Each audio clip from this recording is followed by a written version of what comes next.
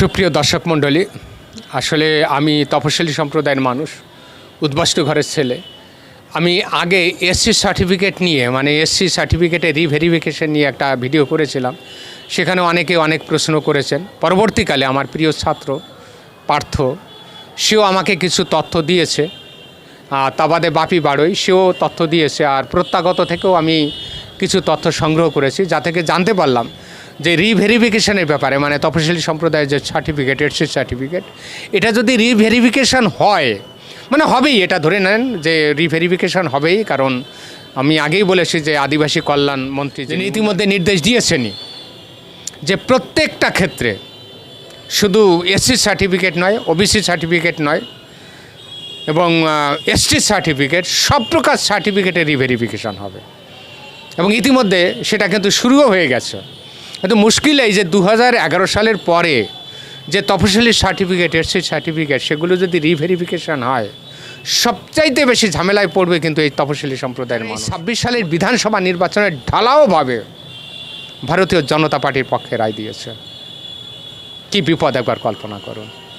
তা আশার সংবাদেই, আশার খবরেই যে ইতিমধ্যে আমাদের বাগদা বিধানসভার বিধায়িকা সোমা ঠাকুর, তিনি একটা অনুগ্রহপত্র শুভেন্দু অধিকারীর কাছে দিয়েছিলেন।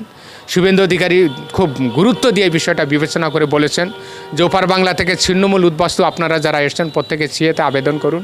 আমিও বলবো এই ভিডিওর মাধ্যমে যে দেখুন, আপনার ভোট আছে কি নেই এটা আমার দেখার দরকার নেই। আপনি ওপার বাংলা থেকে সশরীরে ভারতবর্ষে এসছেন, আপনি সিএতে আবেদন করুন, ভারতবর্ষের নাগরিকত্ব লাভ করুন, আগে এটা করুন। আর এসসি সার্টিফিকেটের ব্যাপারে এখন দেখুন, আগে কি হতো, আমাদের বলার লোক ছিল না। সম্প্রদায়ের যে আসন্ন বিপদ, এই বিপদ সম্পর্কে কথা বলার প্রচুর লোক হয়েছে, প্রচুর। আমরা এই দীর্ঘদিন বাদে আমরা এই প্রথম, আমরা বলতে পারবেন না যে অশোক কীর্তনীয়ের মতন একজন তপশিলি সম্প্রদায়ের মানুষ, মতুয়া সম্প্রদায়ের মানুষকে পূর্ণমন্ত্রী হিসাবে পেয়েছি। কেন্দ্রীয় মন্ত্রী রয়েছে আমাদের শান্তনু ঠাকুর, কেন্দ্রীয় জাহাজ প্রতিমন্ত্রী রয়েছে শান্তনু ঠাকুর। আর তদুপরি যে কথাটা বলছিলাম যে আমাদের একদল দামাল ছেলে, আমি যে তথ্যটা পেলাম প্রত্যাগত, এবং তা বাদেও পার্থ আমাকে যেটা বলল যে ওখান থেকে বেশ কিছু ছেলে আমাদের রানাঘাটের যে সাংসদ জগন্নাথ সরকারের কাছে গেছিলেন। জগন্নাথ সরকার ওখানকার যে এসডিও আছে, ডিএম আছে, তার সঙ্গে বৈঠক করেছেন, আলোচনা করেছেন এবং আলোচনা করে সদর্থক একটা বিষয় উনি জানতে পেরেছেন। বেসিক্যালি এই যে বিষয়টা, এই বিষয়টার সমাধানের একটি মাত্র পথ আছে, সেটা হচ্ছে আইন সংশোধন করা। আসলে এই প্রজন্মের আমরা দ্বিতীয় প্রজন্মের কেউ যদি এখন তপশিলি সার্টিফিকেট করতে যায়, এসসি সার্টিফিকেট করতে যায়, তাহলে প্রত্যেকের কাছে প্রথম যেটা হচ্ছে সেটা 1971 সালের আগের দলিল চাওয়া হচ্ছে। একটু কল্পনা করুন যে 1971 সালের আগের দলিল কে দেখাতে পারবে? কোনো ক্ষমতা নেই, কোনো তপশিলি সম্প্রদায়ের মানুষের কোনো ক্ষমতাই নেই।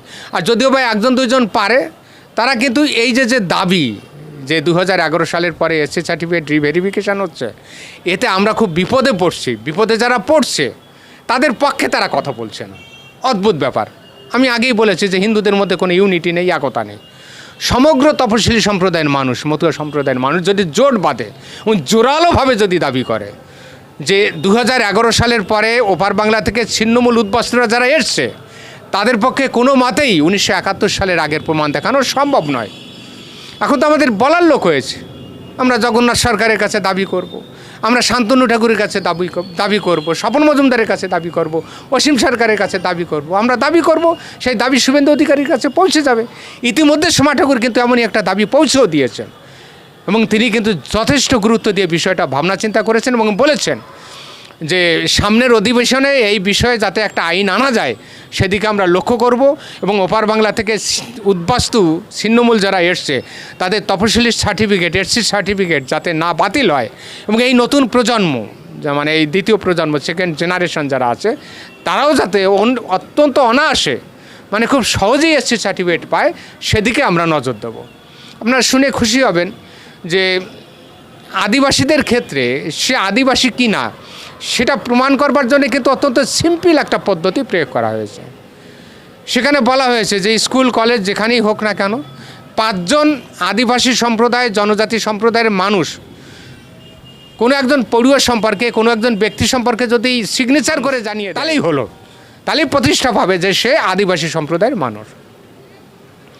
আমিও দাবি করব উপযুক্ত কর্তৃপক্ষ যারা রয়েছে, আমরা যারা ওপার বাংলা থেকে ছিন্নমূল উদ্বাস্তু আমরা এসছি, আমরা 1971 সালের আগের প্রমাণ আমরা যারা দেখাতে পারবো না, এবং যে আইন করা হয়েছে ভারতবর্ষে, যে আইনের জন্যে, যে আইনের বাধায় আমরা এখন তফসিলি সার্টিফিকেট এই নতুন প্রজন্ম করতে পারছে না, আবেদন করতে পারছে না, অথবা যারা ইতিমধ্যে চাকরিতে আবেদন করেছে বা চাকরি পেতে চলেছে, যাদের ভীষণভাবে বাধা হয়ে দাঁড়িয়েছে এই তফসিলি সার্টিফিকেট, আমি উপযুক্ত কর্তৃপক্ষের কাছে দাবি করব যে আপনারা এই বিষয়টা দেখুন এবং যাতে এই ওপার বাংলা থেকে ছিন্নমূল উদ্বাস্তুরা এই আসন্ন বিপদের হাত থেকে রক্ষা পায় তার বন্দোবস্ত করার চেষ্টা করুন।